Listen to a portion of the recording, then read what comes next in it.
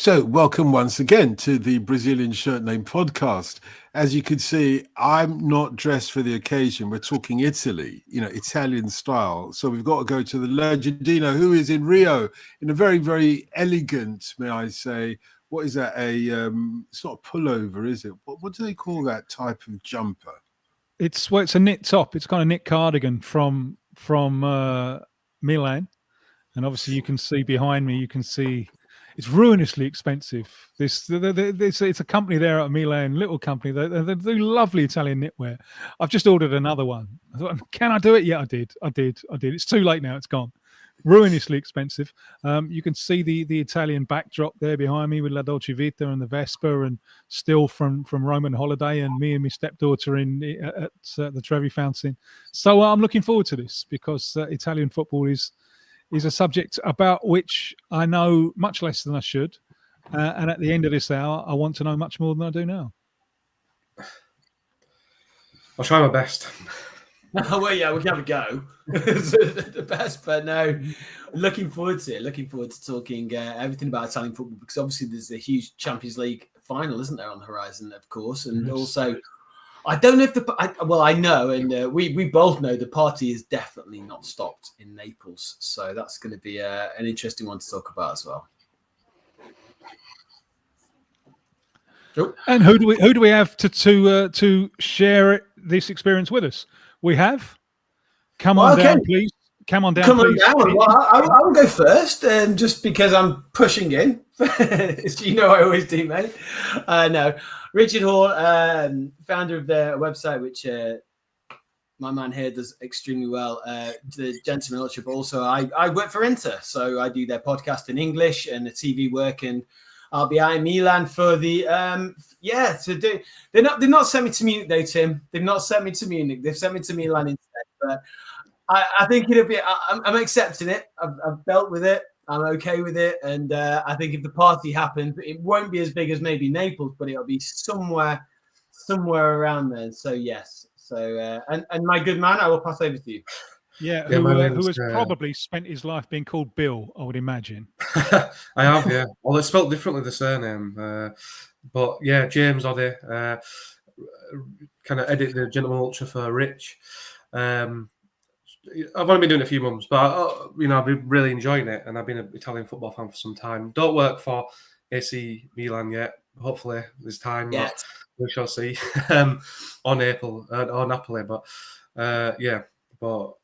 it's been Italian football has been a passion of mine for Can I ask you both, starting with you, James, how this passion came to be? Because on looking at you, you look a bit too young for that kind of thing of my generation, who, Italian 90, and then, Channel 4 afterwards of a Sunday afternoon.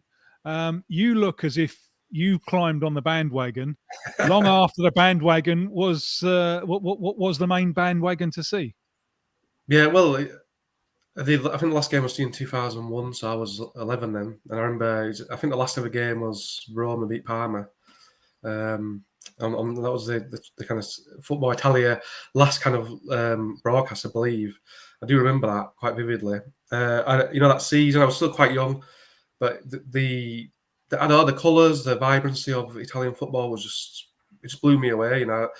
I wrote something for the Gentleman Lunch once a few years ago about when you grow up in Leeds. I love Leeds, but it's not the most vibrant of places sometimes. So, seeing like Rome and Milan and Parma and places like this, just like beautiful places. It drew me in, and then so it was almost like the football was secondary, but then the football itself, once you started kind of delving into it, the history of the game there, the tactical kind of sophistication as I got older, it just drew me in. The quality players, even though that kind of Football Italia kind of petered out in the early 2000s, there was still elite players in Italy and Serie A for quite some time after that. And there was always Italian football on. I don't know where if you in the UK was it like Bravo and things like these quite obscure channels, but you could always kind of get a game. I can remember some of the most vivid memories of just watching some of those games on obscure satellite channels. And then just kind of grown from there as you learn the history and the passion of the fans as well. What about you, Rich? How did this all seduce you? Oh, I'm a lot older than my good colleague here who runs my website very, very well. So I'm 45 years old. So my first World Cup was Italian 90. My father hated football, so I had no allegiance to any team. But he used to work in Milan, and I said I want a football shirt. And where is it? That one, someone like that. What a version of that. He brought me a shirt back. It was Inter 89. So obviously the scudetto winning team, Aldo Serena, Zenga, Berti, Ferri, everyone else, the German, well, two of the Germans as well. And that was it. And I remember getting grief in 1990 for really being a bit too passionate about West Germany because the Inter players were there. And, Matthias Klinsmann and Bremer. And that was it. And then for me, obviously, as James mentioned very well there, that obviously we had, Gazzetta with James Richardson, who I know he did a great job when he went out there and made, it's cultural. It's what everyone's had. And we all grew up on that before Sky. We all did. And I was hooked. And the thing is, everyone went to the Premier League, and rightly so, because it was a great thing that was produced. And for whatever reason, I just stayed here. and that's it. So Inter's become part of my life. I started writing, did the website, the Gentleman, which you mentioned, and then got into bed in about 2015 because of the Guardian links and everything else with Inter, and knocked around with them for 10 years. And then, and it's great for me at the moment because doing the podcast and whatever, the TV stuff for Inter, it's a passion for me. It's not a job. So that's me. But I think for me, the memories are a little bit different. It's I've got quite a few. Do you remember was it B Sky B? We were very lucky. We had B Sky B before the Premier League kicked off. So I had this Inter shirt and I was watching the likes of Maradona and the rest of the boys, that Sampdoria team, that amazing Sampdoria team, Mancini, Vialli, everyone else who we know. But also, that Milan side, there's so much you could go on about pre the World Cup. So when the World Cup came around, and very similar, like you said, James, you've got to take yourself back. The passion and it was different then in England, wasn't it? There was the pitches weren't great, the stadiums weren't great. We're just coming out of that. We're just back in Europe. The hooliganism element was there, and Italy just showed us this beautiful, I don't know, just this place that we didn't know. And for me, that was it right there. Italian 90, which we could talk about for ages. So without elongating my story, that's it. I just wanted to adjective. Sorry, I was going to say really quickly though. Sorry to cut you off, but Rich made a really good point there as well about shirts. I know it sounds strange, but I think is there a league that's got better looking shirts than Italy? I mean, it's Serie A. So just turning that on the TV, you see some kind of very kind of like striking imagery there. So to cut you off, I just thought that was a really good point Rich made. No, it's a valid point, and particularly the two Milans. What genius they were to go with the blue and red with the black rather than we could only think of the white, couldn't we? That was the only thought in our heads that no, it's got to be black and white. But the phrase I have a point here, just to throw a stick of dynamite into the whole proceedings, because it is the post-Second World War capital of stylish design. Yeah, and you see that in the shirts, and the shirts are wonderful. But I once saw Arrigo Sacchi, very successful coach with Milan, coach of the Italian national team when they reached the World Cup final in '94. I once saw him say, "In Italy, we have an aesthetic sense about everything. Yes, apart from football." It's the one exception because remember he looked to change the defensive mentality of Italian football with his high press 4-4-2. There's a role for Terry Venables there and what he did at Barcelona as well, which I think is sometimes overlooked. But anyway, it's very true. It's very true when you talk about Sacchi at that time because what he did was revolutionary. There was a great interview with Ruud Gullit quite recently, and he was just saying about the way that Sacchi was. I mean, you'll know this already, guys, but there was always this idea of when you are 2-0 up in Italy, you stop. You consolidate the lead. You played the game out. There was lots of other things. I don't really want to talk about too much about the fact of at the end of the season where you had results that go certain ways because of certain tactics. But it was, if you were 2-0, you could save your energy. And Saki absolutely broke that model. I mean, if you remember, oh God, James, you might be able to help me out. Going back and I don't know if it's 92, 93, but or 93, 94 now, but AC Milan smashed Fiorentina 7-2. A game that Stefan Effenberg really hated. I know that much. But it was because they just went, okay, when we've got 3, we go again. We go again and we go again. And you're right. And Saki did change it in that sense. I mean, that's although and this is the point that I make, just to throw us into this season, the title has just been won by a team scoring 20 goals less than its main challenger, and a team that scored fewer goals than a team that finished in 8th place. Yes. So has the clock been turned back? I mean, James, I'll ask you this in a sec. For me personally, I've got a view on this, and we were talking about this the other day, weren't we, James? Because I think since probably after Calcio, I think things changed. I think Spalletti changed things, but I think you've got different people along the way. Arrigo Sacchi changed things. I think Spalletti, when he played that 4-6 era at Roma, really changed things. Maurizio Sarri changed things. And I think that Italian football is changing, but it's not lost its heritage and what it does well. I've got an example I'll speak about later on the differences between English football and Italian football. But I don't know about you, James, but I think that it is more exciting, a lot more than when we grew up on it. But there's I don't know. I was a rubbish goalkeeper. I only played semi-pro and I was not great, but it's just something I love about someone not scoring a goal. So maybe that's why I like Italian football. I just love it when there's a clean sheet. So maybe that just makes me a weirdo, but I don't know. What do you think, James? No, I agree. I think to a certain extent, you've got to appreciate that style of football to like Italian football. It's not, but to kind of go back off your point, I think, well, two things. I guess Conte himself is, he's won 5 Serie A titles. I think that's the record now for a manager. He's won the Premier League as well. He's a I hate the word winner. He's a pseudo winner, but he is basically, isn't he? So you're a domestic winner. yeah, he's a domestic winner. Yeah, he's pragmatic, isn't he? And his style gets results. And I was at a Napoli game early in the season against Monza, which was a great occasion to view, but it wasn't necessarily great on the pitch. And that was a team that was wanted to. We got a goal, and that was it. They were happy to see that out. And I think Conte is that style of manager. But I think the interesting thing about Serie A overall, you mentioned it, Tim. There's a variety of play styles, and and goal scorers and teams who play different ways. I mean, look at Atalanta. He's couldn't get more different than Conte's kind of style, Napoli's style.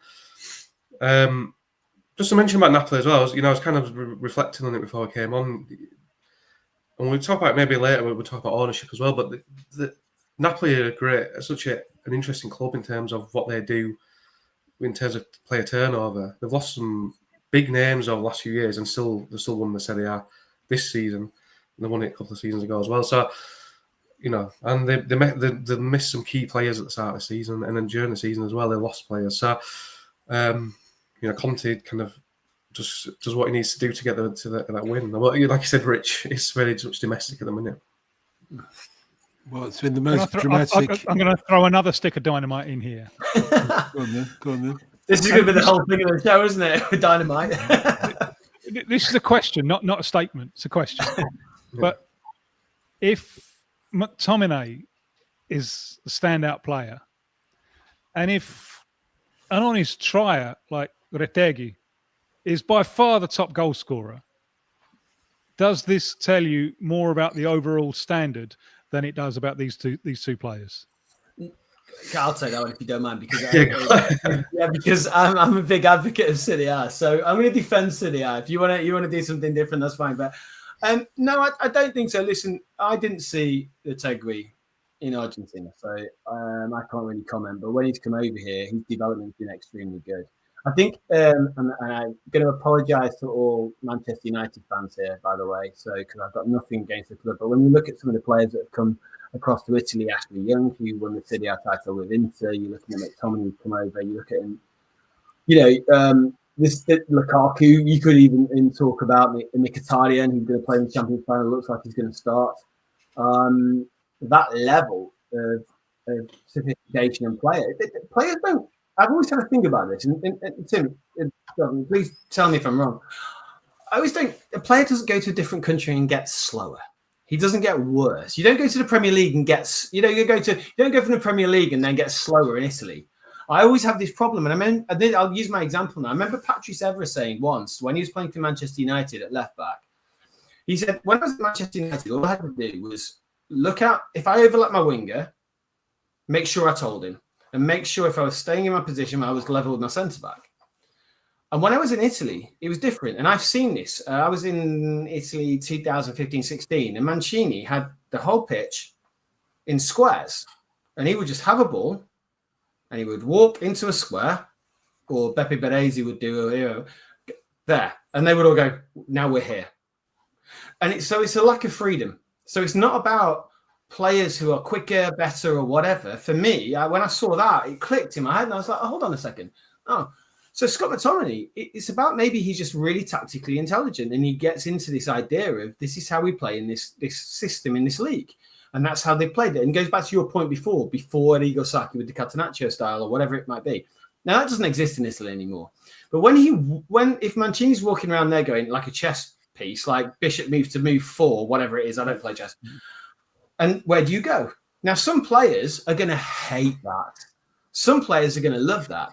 And there are a lot of players who don't do really well in Serie A because they're not tactically minded.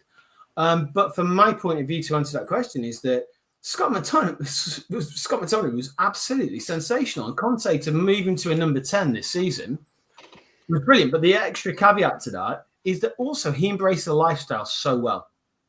And you live, obviously, you've embraced the lifestyle, so you understand it. If you embrace the lifestyle and the football suits you, it's just about where you land and how you land well, in my opinion. So he's cut out the mushy peas and the light and bitter.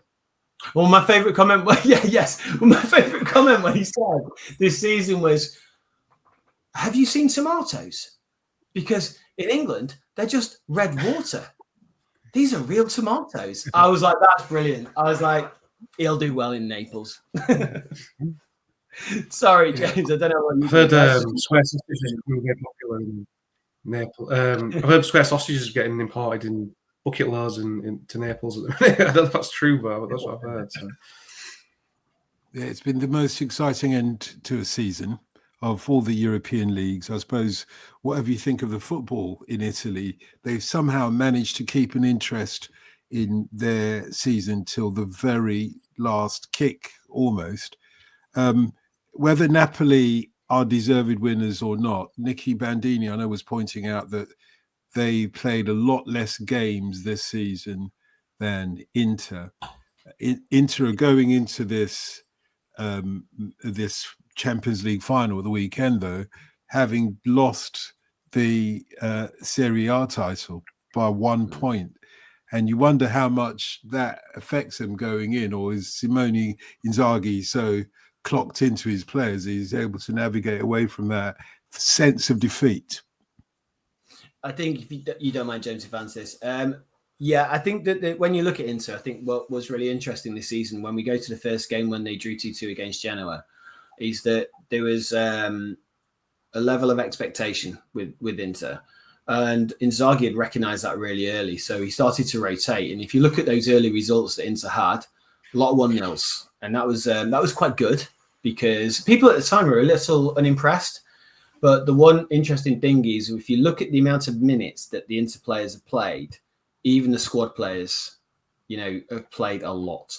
And he played this idea that we're going to be going on all fronts this season. So we're going to do that. And if you look at people like Taremi, Fratesi, so many of them, I could name, Zelinski, they've all played minutes.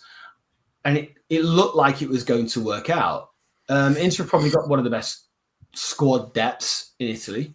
And it nearly worked. And this is why, I won't get in trouble for saying this, but this is why I have a little worry for the final. Because when you look at I wouldn't say collapse, but the semi-final against Milan in the Coppa Italia was pretty poor because they look leggy. And if you look at the game against Parma, the 2-2, they conceded 2 goals to concede that. Lazio, again, was a bad result at the end. And they look tired. And one of the things is when you look at the game that everyone talks about, that Barcelona game, Inter went into both of those legs trying to kill it early. And they went hard. And they went hard to kill it early. And they did it for a reason. Because they knew that they weren't capable of going toe-to-toe with them for that level of time. And that was the problem. So they did it really well. And yes, that game could have gone any way. So for me, my biggest fear was when I watched the Paris Saint-Germain game against Arsenal, and I thought they don't look tired. They just don't look tired. And Inter, even against Como in the last game, I was thinking, so I think that Inter probably will approach it in trying to go and get the job done early. I'm no tactician. I've got no insight into what he does, even though I work for the club. Trust me, I've got nothing.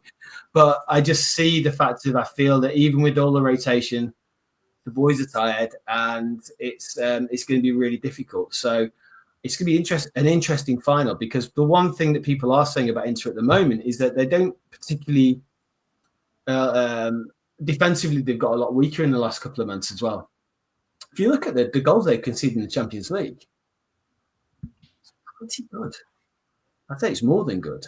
So yeah, it'll be interesting, but that's my take on it. What do you guys think? I mean, I'll ask you about the question, but who would you back on this Champions League final? Inter? Sorry, I put you on the spot.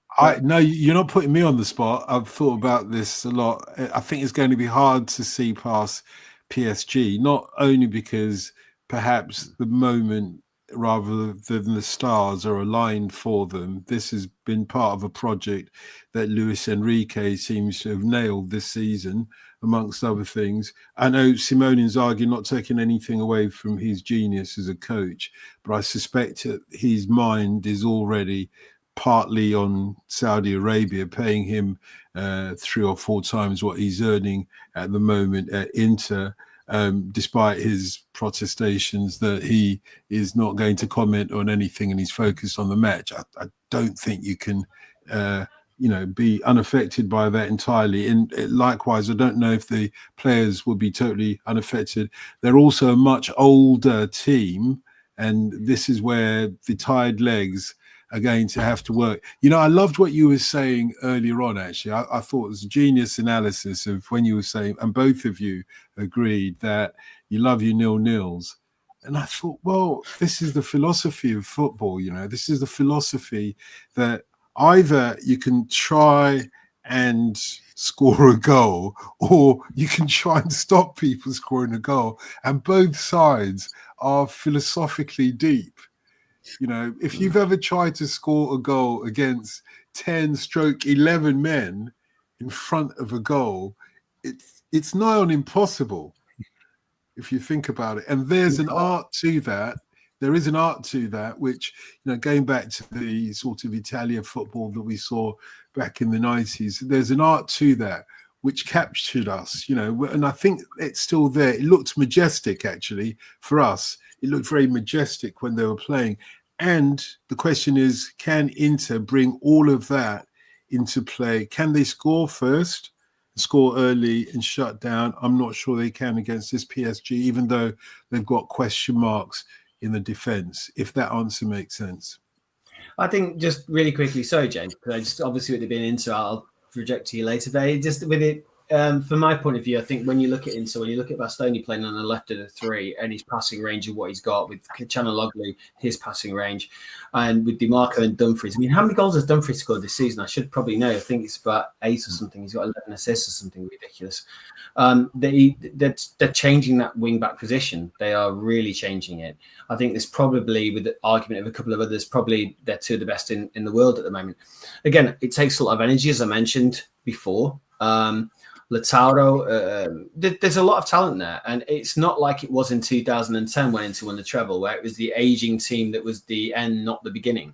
This is a team that still has a good core, So I think that this match and the experience that they have, I think that's. I'll ask you to. I'll put this back to everyone else because I would look at this and think it's a final. And while I agree, Paris Saint-Germain look young, hungry, and like you said, it's almost written in the stars. But at the same point, I would say the experience that got them through Barcelona with like a Cherby, how old is he? 37 now, 38, scoring at that late stage. It's that sort of experience, that sort of mentality that is the one, not just the one, but one of the big hopes that I have for the final. And yes, it will be a bit of a smash and grab. It will be. It will be about the fact of defending as we've done all season at the early stages, using that quick transition of play with the likes of Bastoni, with that amazing left foot and everything else, and putting Lautaro and Turan behind the lines. I mean, okay, that's the only thing because Hansi Flick played a ridiculously high line against Barcelona, which fell into Inter's hands. To be fair, I don't think Paris Saint-Germain will do that, but I don't think it's beyond reason that Inter win this on the basis of experience and talent. I don't know. Maybe I'm just being a little bit biased here, but I still have to. Oh, come on, I've got to have something. So, I don't know, do you think it's good? What's your? I've not asked you. What's your point on this one? Who are you backing? Well, I mean, I'm biased as well because I do like Italian football, but I think PSG on paper are rightly the favourites. But I think you mentioned that 2010 the tripletta with Inter, and obviously it's a very long time in the past now. But that was a season where things just. It was one of those, always like a magical season for Inter where things just seemed to just go right. And I think obviously it hasn't gone right in the league, but I think in the Champions League, it's been a lot of skill. There's been a lot of tactical kind of ingenuity on display, but also they have had, they've rode the luck. And I think sometimes for all the tangibles is also the intangible. And I think Inter got that element that the stars are kind of aligned to without using the cliche. But is that going to... They've kind of come through the fire, as it were. And are they going to be able to do in the final? I think possibly, yes, I would say Inter, but I am biased as well. Although not as biased as you, but I am biased. There is one reason, I think, that we need to get behind Inter, because then Arsenal won't be able to say we lost to the champions. So that's, I think it's a powerful reason. Can I ask you how the matchday experience in Italy compares with that in England? Well, James, I'll pass on to you. But for me, it's the reason I go. I grew up. The whole reason, the whole reason the website's called what it's called, the Gentleman Ultra, is because ashamedly, or I don't know if you're allowed to be happy about this or not. Unfortunately, whatever. I'm a private school boy. Apologies. And I know that's the nickname that the Curva Nord gave me at Inter, because they were like, "What the hell are you doing out here?" And when I was younger, I was going out with the ultras at Inter and the Curva Nord.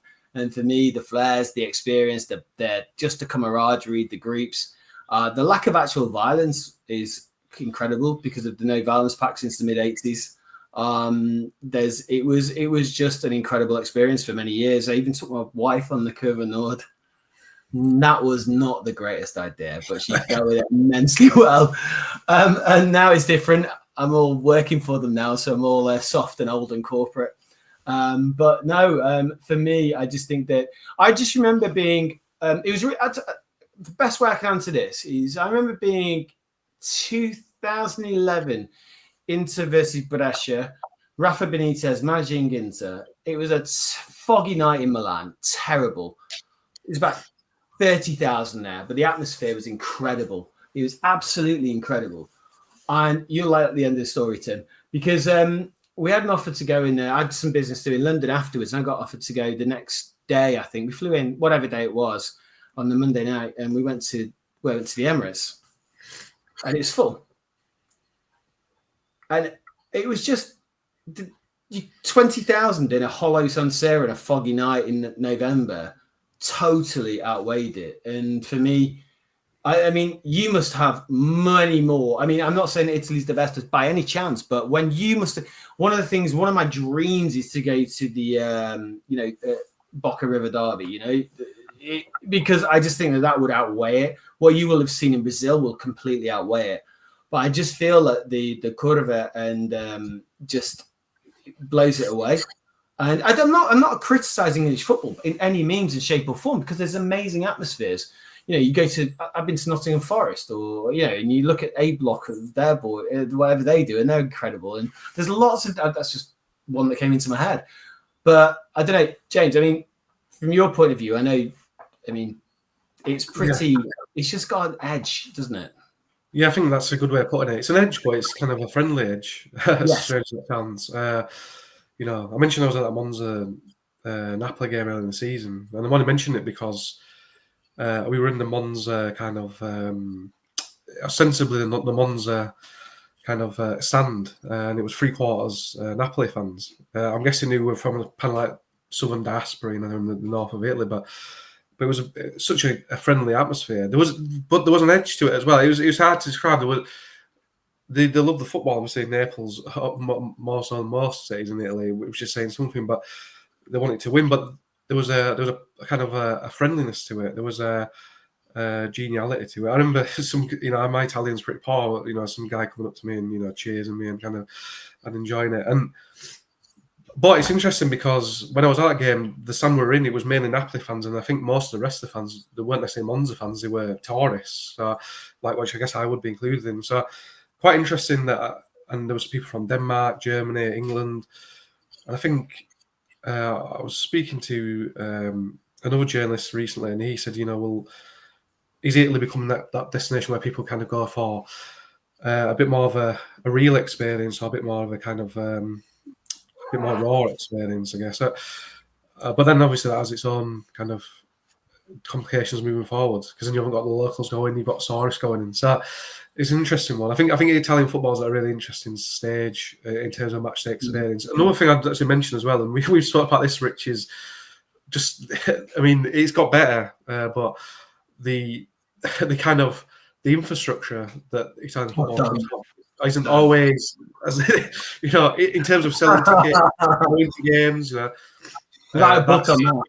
Yeah, that's very different. And when you're used to going to the Championship or the Premier League games, like I've done with Leeds, which is very corporate and it's very streamlined, and it's very different in Italy. I want to pay in cash, and I want to pay on the turnstile, like what it used to be. Can you still do that in Italy? No, yes and no. So it depends on the club. I mean, if you're looking at Inter for an example, they have it's brilliant. There's no club shop outside San Siro. You guys probably been anyway, but San Siro, there's no club shop. Everything's fake outside. There's a ticket office. There's a porter cabin. You go in and there's possibilities to do whatever if you go into corporate, but you really do get a basic experience at Italian football grounds. If I go back a few years, we had a conversation, James, obviously about you getting tickets for Monza, that whole game, where you just couldn't get tickets. It was impossible. Yeah. I got engaged in Florence and went to the Derby dell'Apennino, the Bologna-Fiorentina derby. I got that in while I got engaged. It was quite a good shout. And I just, I remember in Fiorentina, this is 2007, 2008, going, yeah, we don't do tickets on match day. What? So I had to get the concierge. No, honestly, this is serious. So at the concierge of the hotel, I had to get them to get the tickets. So in Italy, it's famous. John Foot's book, you can read it, History of Calcio. Most places you got them. If you went to the Metro or you went to, in the past, get some cigarettes like people did in Italy, you can get tickets to the Metro. You can get tickets at the tobacconist. No problems. Get a ticket at the post office. Can you get tickets on match day? Absolutely not. It blows my mind. But it's got loads better. But when you were talking to the big clubs, yes, it's better. But if you, even now, it's not the easiest. There is here, I think there is an elephant in the room. And the elephant in the room is that you two, Milanese, you're Swiss. You're Swiss. I know this because it was always my dream to get to Italy. And the third time of asking, I finally did it about 18 months ago. And I had a few, this is late October, I had a few wonderful days in Rome. And then mistakenly, we got the train to Milan. And it's cold and it's miserable, and Christ, I don't want to be. I want to go back to Rome. Can we back? Let's go back to Rome. Let's go back to Rome. Fucking shit here. But if you look at the map, you can really see a concentration, which I imagine reflects an economic concentration. Yeah. Because I mean, this last season in Serie A, I mean, Florence, Firenze, I would consider it the north, but there's almost nothing below. You know, you get the two clubs in Rome, you get Napoli, you get Lecce, and you get Cagliari. So all of them, they're all like clustered up near the Swiss border where you Swiss come from. Surely this is a problem. It's a really good point. I don't want to. You're right, because when you look, I mean, one of the biggest white elephants ever was Italia 90 in the stadium in Bari, the San Nicola, because the spaceship, as they call it, you know, someone just was having a cigar one day before Italia 90 and just literally went, where are we going to put this in the stadium? Bang, there. No reason, no rhyme to it, whatever. They just did that. Lecce is another stadium. Like you say, you know, you look it down. It's Italy for me, from an outsider, from a point of view, but from a long, since 10 years older, you know, passionate lover of the country and speak the language, etc. Look at it and go, it's not for me a country, really, still. It is in a way. I think football's almost united it as a country in a weird way. But like you say, you know, it's very different. It's like probably going back when we look at England in the 60s, 50s, maybe, that north-south divide was big, wasn't it? You know, it was that huge thing. And now when you look, I think still people from Naples are Neapolitan. Romans are Romans. There's a huge element of that. The Milanese are the Milanese. You go to Udine, it's almost a different language. Yeah. You know, Sardinia is a complete eclectic mix of French, Moroccan, everything. Sicily's a whole different world. And, you know, it's really interesting because I'm not, when I say I'm conversational, I can talk for an hour and a half with someone about in Italian. But if I can do that in Rome, I can do it in Milan. But you get me down to Sicily. No, I don't know if that's similar in Brazil or wherever, but I just, for me, it's a totally different country. But the financial element to it really does, like you say, Tim, come after the war, obviously, when all that infrastructure was going back up north, the Agnellis, especially in Turin. And it's like the biggest saying that everyone in Sicily supports Juventus. And that's why everyone hates Juventus, because you know, they all went up to make Fiats. And it's one of those situations. So it's a really strange cultural dynamic. But that's what makes the football good, as James was saying before. You know, it's like it gives it a bit more atmosphere. Italy's a very young country in the grand scheme of things. You know, Rich, you're talking about the UK, but you know, what was it, 19th century that Italy became an entity, politically or well, obviously culturally it was there before that, but it is a young country. So those the clock tower theory of Italian towns, you know, this idea that this kind of quite intense rivalry. Some of the rivalries in Italian football really kind of, they seem obscure to us, you know, like the smaller clubs, but they have this really quite intense kind of dislike of each other, or as towns, you know, because of that geographic kind of spread and economic kind of wide economic kind of differences. And you mentioned Udine, which is interesting because you know I used to work with someone from Udine, and you know, to her, Southern Italy was basically a different country. I've read John Foot and about the Mussolini reorganization, yes, where you have clubs merging. So basically, it's one club per city, you know, with the exception of Rome and Milan and Turin. So they've broken that. They've enacted the Chris Waddle law. Dotun, you know, Sheffield is not big enough. Not big enough for two.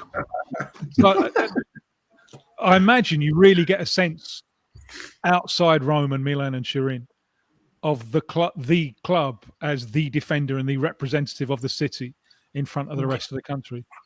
Well, absolutely. I think if you look at Pisa this season, you've gone up. It's a great example. I mean, I need to be careful here. When you go, I don't know if you've been to Pisa, but if you go in, there's a tower, and then there's a really, really, really bad stadium, and that's it. And then the rest of it's the best thing out of Pisa is a train track to Florence, but they've gone up and they're so passionate and they're fans. And you think I can't remember what year it was. I went to see Pisa, and it was again, it was dank and horrible, and no one was there. It was Serie A, I think they were in at the time.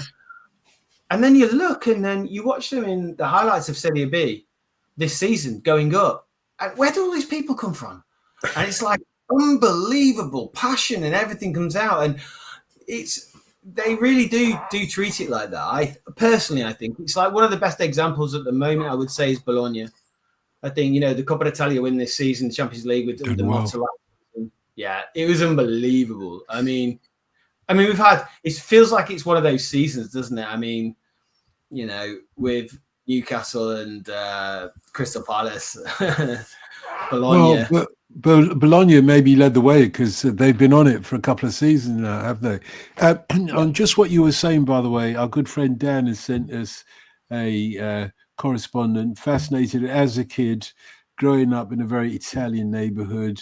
Why Serie A wasn't a bigger deal, turns out, because the folks I grew up with are immigrants from the south and Sicily. Some supported Juventus, but otherwise didn't have a connection to these central and northern clubs. And also, a lot of the immigration happened before football was a big deal in Italy. Because a lot of it is happening pre-First World War, and football hasn't really. It's beginning to catch on, but it hasn't got those roots. It completely. When you look at it, I think you look at some of the English influence, which we always will talk about. I mean, you obviously know more about the English influence in Argentina and other places, and the Scottish influence there. But if you look at like James Richardson Spensley, the early pioneers in Genoa, the oldest club in Italy, who built them up. William Garbutt's probably the best example of a coach who took them through that time. Football was building them, but realistically, a lot of people at that point in time in Italy did move north. And so they came back north and went home again, and they took their football values home, as you say, Tim. And that's happened in a few places. So that's why I think with Turin, and that's why you see clubs in different countries that why do people support one club more than anyone else, and why do people follow Juventus? It's because of the movement of the workflow. Couple of quick questions. I'll ask the serious one first, and the one that I'm less bothered about, but would be probably more commercially successful question. Second, first of all, do you think that Serie A will get back to where it was? We've seen leagues from right across Europe carry the swing, and then it passes over to something else. La Liga arguably is the Premier League being ahead of all the other leagues in Europe. La Liga, well, arguably it is the second league of Europe, and Serie A is down to third, whereas once upon a time it would have been number one. Did you think it will get back to that level, to that status? What will it take? What will it take for us to start watching it on the level that we used to watch it, or following it, I should say, because people still watch it. Do you want to do this one, James, or do you want to do it? But let me throw in the second part of it as well, if you don't mind, because just going on from what Daniel sent us, that message, do you think if the immigration from Italy to the United States at the end of the 19th century, beginning of the 20th century, if that had been more from the north of Italy, that Yanks would be playing football now, soccer as they call it? Well, I was just going to say, things are cyclical in football. I mean, if we think about when Serie A was in the boom times, which was a little bit before my, fandom of it, I guess you could say, or support of it, could people kind of envision a time where the best players weren't in Italy? Then, it moves on to La Liga. I feel like La Liga had its spell, and then now it's the Premiership. I think things are cyclical. Will it go back? Possibly. I think, yes, it will. I think Italy loves football. I know it sounds like really a very straightforward statement, but there is the passion and the love for the game deep rooted in Italian communities. It's always going to have a presence in Italian life, and if that passion is that bedrock's there, I think there's always a possibility for it to kind of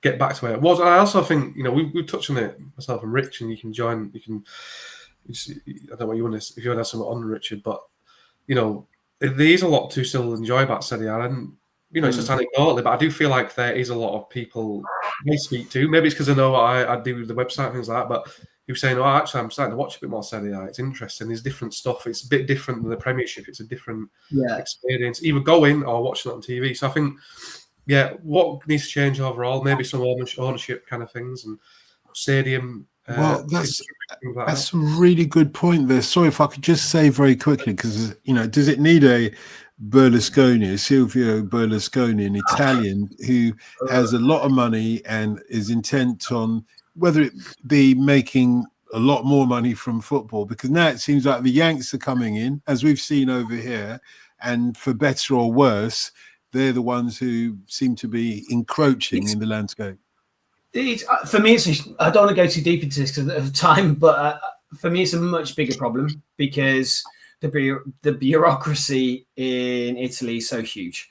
So it's great. Listen, whether it's a Berlusconi, a Chinese owner, an American owner, it makes no difference. The money can come there because, as James rightly said, the passion's there with the populace. You'll get the fans there. The football style is there. Since the fact that Italy's been able to rebuild since Calciopoli since 2006 is incredible. I think we should just give us that, in the sense of how it's come on. Moving forward, I mean, I was talking to Rocco Commisso the other day, who's president of Fiorentina, and look at the difficulty he had to get the training ground. And he goes down to listed buildings in Italy, or something go around the likes of 1980. It's a listed building in 1980. What the heck? How can you then you can't knock anything down? And I would say we've done some pieces on our website, but the one thing I would say, the biggest laugh I have with Italian football is if you ever see a version, we're knocking San Siro down, Roma are getting a new stadium, Bologna are going to build a new stadium. Do you remember the one with Siena with the grass on the top? Guess what? That didn't happen. Udinese, actually, you did it. Juventus, you did it. Sassuolo, you bought your stadium. That is it. The rest of it is council-owned and ownership-owned. And when we look at Napoli and how they're going to develop, who's going to spend the money on that stadium? De Laurentiis? No. The council? No. Why? Because none of them have a vested interest. So unless Italian football is shooting itself in the foot, because whilst James and I love Italian football and we love San Siro, we love and he said Deli Alfred, Stadio Olimpico and all these other stadiums, Italianity's gone now, and if you look at the Bundesliga and what they've done as an example and how they've gone through the 2006 World Cup and created those stadiums, that's impressive. Italy is just eating itself up. So from my point of view, no, I don't think Serie A will ever get back on that level. And it's a really weird question because I think people love Italian football and Serie A because of that dream of Italian 90. But unless Italy get a major tournament or they do something miraculous to sort out their bureaucracy, which they're never going to do, then I think Italian football will always be in that weird. It's never going to be one of not probably the top 5 leagues in the world, but it's never going to be back on top like it was until it happens.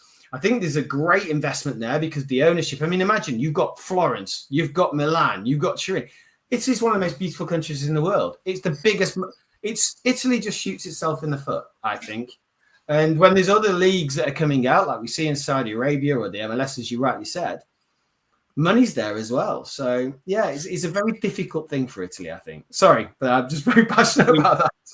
I just think it's interesting, because we're kind of saying similar things in the sense that people love the authenticity of Italian football, but the authenticity of Italian football, however you want to, if you view that as kind of it's slightly old-fashioned or antiquated kind of way of doing things, people like it, but it actually holds it back. So, do you get rid of that heritage to modernise? But then if you modernise, you lose what draws people in. So it's interesting.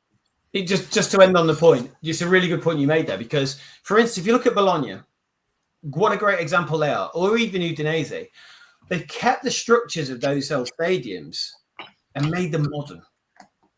And that works. And that is, for me, the way that it goes forward, because you don't want these stadiums that appear sometimes in Germany or even in England where it's like I always call them flat pack stadiums where you can just go to IKEA and buy one and just put one up. And, you don't know where you are. Same stadium, different day. But Italy have got that character. If they could just, someone somewhere could just keep the character of the stadiums and modernize them.